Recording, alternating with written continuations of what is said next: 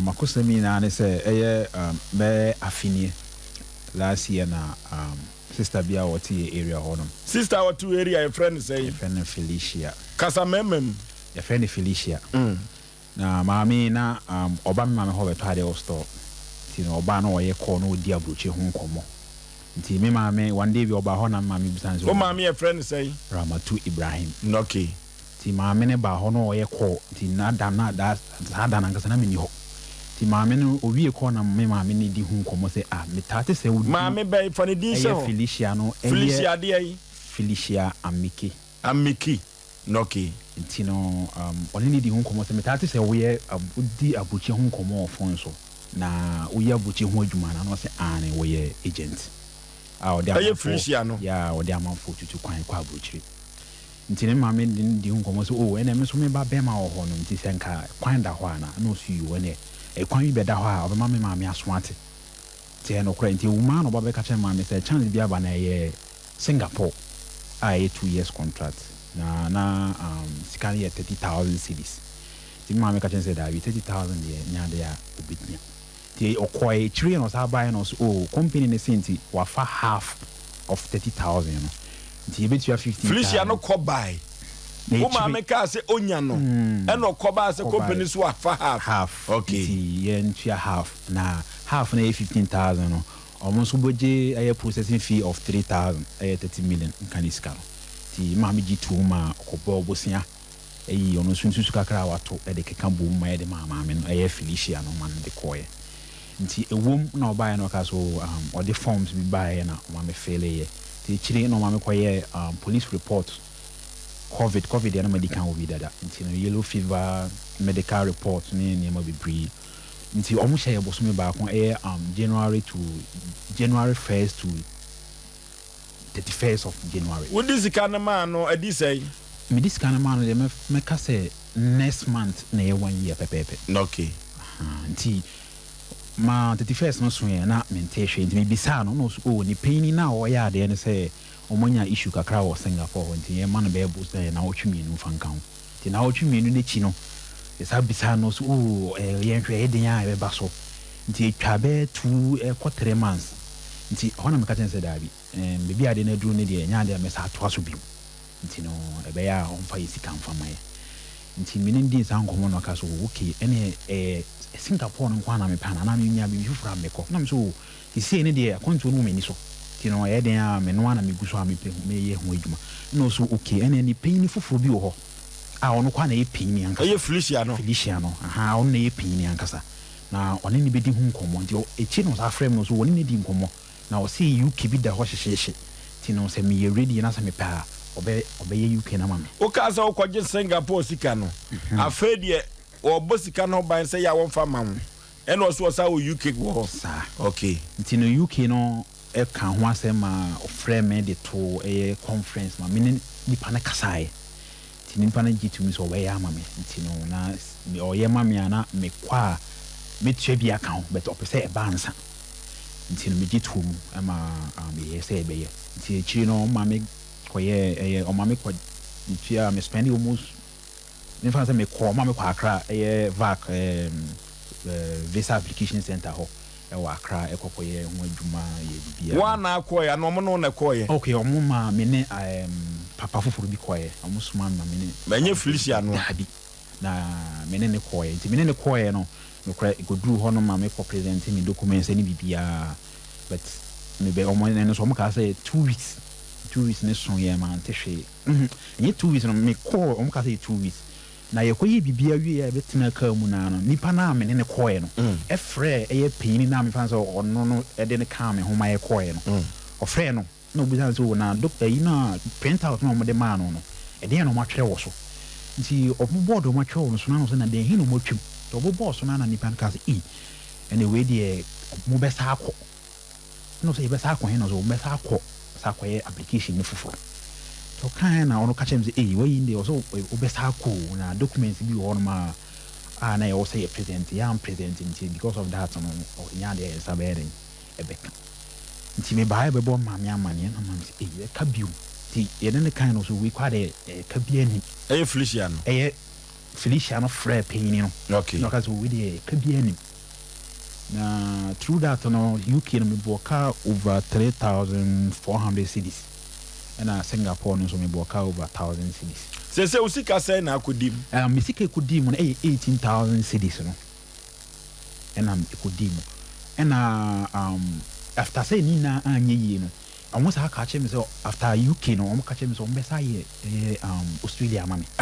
ne wo mitrim we kwa na so ko no be ko US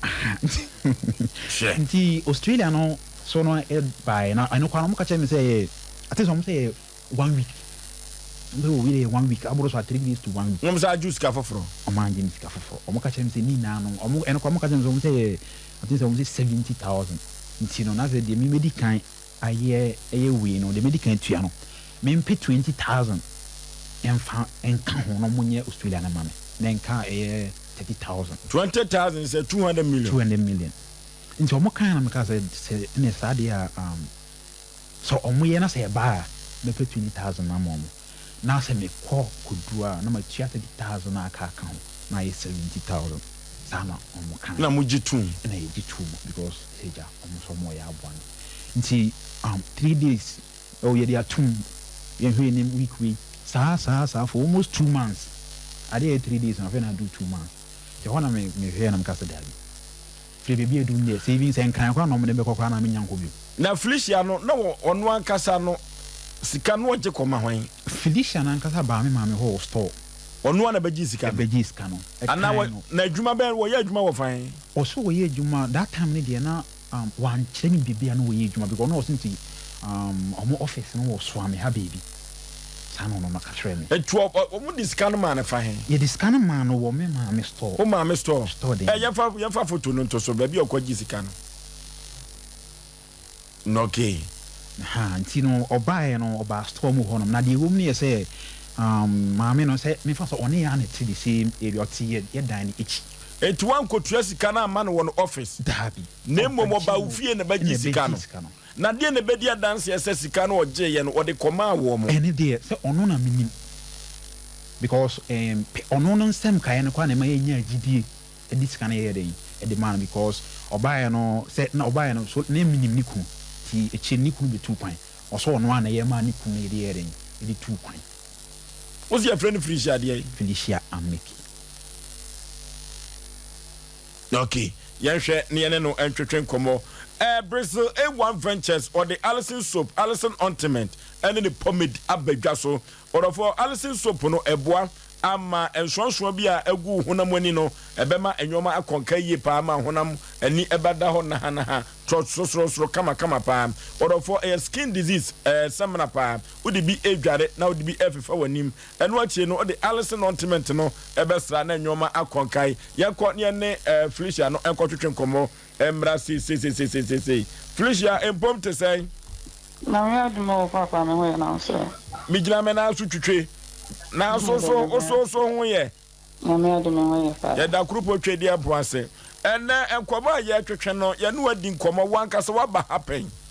abrantie anase maami a ye frɛ no o maami din ne de say Ramatu Ibrahim maami no a okɔ no soto ho kɔgi sika sɛ wo de ne ba no betu kwan no omo aba ha ye no watwetwe nkomo akyɛ nkomodie no etese wo se won kobie farisi kama no ye tie nkomo Adam ba cho me da no se metimi akere me die maka ye tie opa so ba cho se Adam se na wote wo no sa wo so ekramuni a ofre nyame a onhwe no nyame ne no kan asem no mu no kre asem ni mu nyina ne se o se me ba ho ana me ye ko ntesa me din kofo bebe tutu kwan kwa me bi mu de me bi se adwane wo no kwa ka se me nya abotere enti me wo na me kota ade se de wo kana ana o ka chere me say oh what is your me din kofo tu kwan enti no o pe so obo am but on pe Arab country of Europe so ka na me say mate for now no na me ye adwuma wo hotel na me ye adwuma wo office na me ye adwuma wo hotel so be ka no kra na me ye adwuma wo office so ka na me say mate nti wonya abotre na me wo nkofo bebre o mu ye se anwuma no ti se menya ebi e wo fom a me ka chere no no so okay wate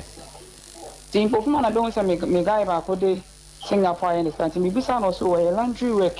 by sikan was by company no be for half said you kan na parents no so for half ti me ka che na no so okay what one man be di hu nkomo na ye hu de be ye ti mi wo one of friend say ohia me wo store na say ada no so o membra na sika no monya bi na me engine fan ko na say o ma ye nyina ye ko no so oh me de so one me na ti ye wi hanom ti meti me dis kana ye den akọ no dis kana ma me bo anfa sika ni nyina ma o twia no 2 times na dis kana ko ma ga ye no ampa no kra ga ne start for Singapore process de o kan no na ti emu wa na ga ne se ne bisa ni ma me na o ka chere me say we delay no me ye nipa 20 me me de nipa 4 ne ko ye na ga na so de ne call UK embassy ne so de nipa ni bi e kwenti nya me nko a nti o fe no say wa ye ni document mi ma na ba but see a problem ni say we delay nti o ma ji contract na den every ni nsem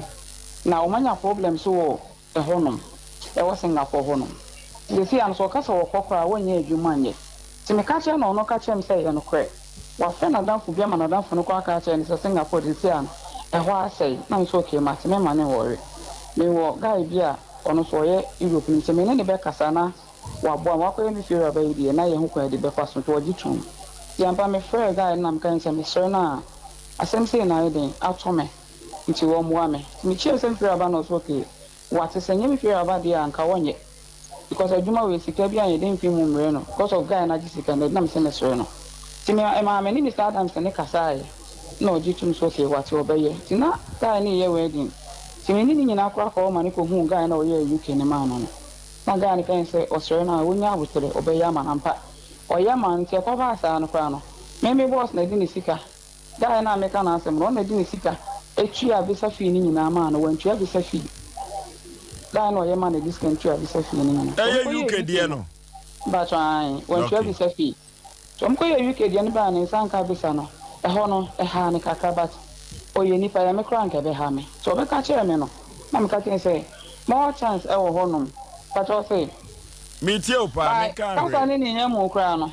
Before ayi na anye yi no. Singapore na anye yi no. Guy na no ye Singapore no. E frɛ no. No ne kasa say nka oye kan say Russia. Ana Adams ne ka say Russia de on penti ho no. One guy na nkasa biem. Ti ye UK na anye yi na me boss ye say. Ona ono ye from Australia ni bia man call for. Ama o ma chicho o mu ticket me Davis ani ticket ni nyina sende no e ma wo hwe ye ti na mkan so onya aboche na ga ni so mu wura mu a obeye ono ne de na ma no nti e ko ba se onye medicals ti ya na mka cha ga ni se me sure ni se si ani pa no isika 180 million na bebi e ho dada se ko ba se ye ka so no afa ni sika san ko medicals e be ha nti o ma me frɛ ga na no e Singapore no e ye so for Daniel na on pesika ne ye den e ma no ti ampa ye frɛ no so okay wate obesa ni scammer Mr. Adams ti kaka na mpe no so wa send scammer ma Mr. Adams ti me friend Mr. Adams no say no kre guy na send 900 ayden ama no say on fan ko ye medical am say na say on to ne bu na guy ne say won mo hwe o mu ticket no o mu wure mu a obeye ama no by ono so enya abotere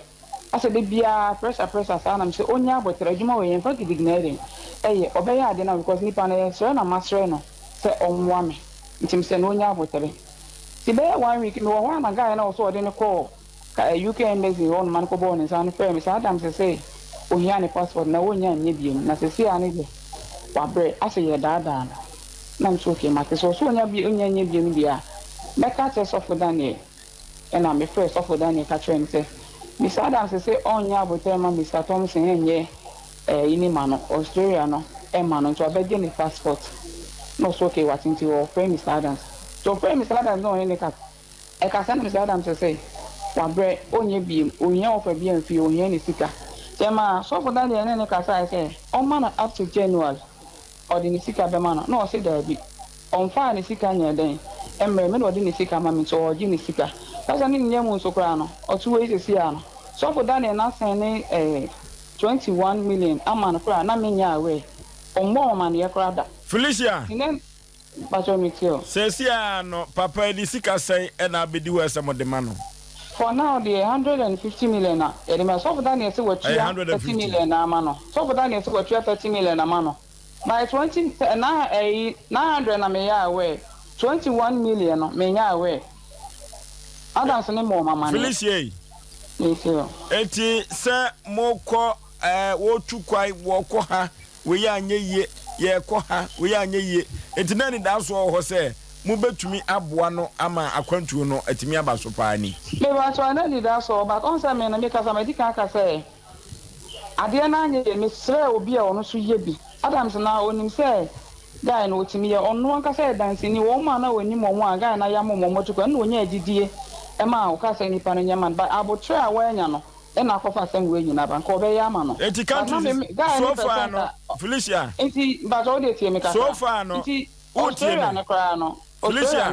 me too afidie na ye dia ebusa wa ni wa yi ano so far no countries say e na mo try anye yi for now dey me no dia for you know UK na Singapore na nko na Australia no be fam no so but I say Australia be fam Russia so be fam ana meboa Russia ni dia guy na oye Singapore no onu na nko person ko ye Russian man o ka say ompe sana dia nko ye but I say na wa ba pass Singapore ye kwa no visa o document na ko be ya man me ya we na enti no visa na ka mokwaje no Singapore no na no mokwaje no fa he na ama no me ba so edika no se me ka che o se me na me ye adwuma o hotel so be ka no kra na me ye adwuma o office na wo ye adwuma o hotel na wo kwaye visa sem enwo nyoma me ba so o ya we se me din ko me kire nko ko enti sesi abrante da be na mudi ni sika be ma no only suffer Daniel akasa manaka acho ni say on share up to January be na so won onim suffer Daniel bia wo no onim wo me ba so buza ni say suffer Daniel say ni 2001 no wa bo mama ni ana o tie me nipa onim no wa bo mama ni minim da Felicia entina kwa kumeka za baba mo fa ni picture ne to so ameka mo no ye you know once wo gi sika ni we oni abrante e komra ye beda se omna samwa for sure bema ufudu ana tehwe a wasi usiri boko so wasi ye pese kache di padasa ne bia no Ghana eya nka wote Ghana kro duemu koko ne godu nyina wa ha ye wono ma bebre wo ha no ma 7 prejudice ka Ghana otima nka anya mobo nka si den ene obi bobo nsika nso ko Singapore wo ko abeso ye mpanifo ahayen mpanifo ahaye pa ko Ghana ye konkrontra be pa nka nyankopon bibia epebia wo de amaye tinko bi kutasika ntesa enko ko Singapore akwepede ebi o try say wo ko ne Singapore ho so kra dai aye kasre ho ne ko status ado mebe na ho kra nye na UK ho connection kra nye na de bia fa kontem bia no the word connection no yen ka che tefuo pa yi sika nwonwo ni sika edafie a ye de ye business ana ye de hwefie yentam mani pa bi say ye connection samoya sada de bia mo be kire mo ade connection no eye maako on se baby asika yi ekofa obi su ne ko ba akon bebre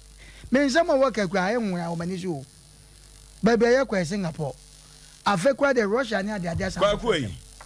ababa wa no ko fie kwa jisika no be de woka na video we kire sa ababa wa no kwa jisika no ka sika nyina e wo ho ye evident otima se onim de ntia me ka sa ne se opani mebu sa se opani na wu ni baby ano wa tres ka bia ma wajatum ya se ne mesika no Australia na de no it is all boss question to answer Australia na de tres ka bia ma Australia na okay sa papa no tres ka ma san ka wona ni deal bia fine o tres ka mama mi ya we medical sende na mama ni ya we ko mama ni ka sika na otua ma wono mama wonim ya wonim because mama ofosu obusa no wo se da ben wo disika na wo se man no ene wo dey atrase adisika bi kura sendo etina se sika na aka no man ne na ma assurance se wo de aka bebro ne da ben ana se sika no oji afri maami ho mpacho bubisa ofuriswa if you say dey asem no e ba ha na mo ansa na sai sika na kwa ba adana wo sendi sika na kwa na me ba ho be bo na amane go meti ho anopa na me hu sai sika ba me phone so me share sika na msa sika we dey efri that's 2100 nti ame phone na me hu bibia sika na free nti me wo ha na mo say obi frame nti me pick here no so sɔfo dan ni na mo se sɔfo dan de na so me na Felicia say na mo 150 million tete sika na ma 21 21 and 21 says 21 million. million 2001 oh 21 million which is hey sir this is the scanner say what says sika no oh the person make a change say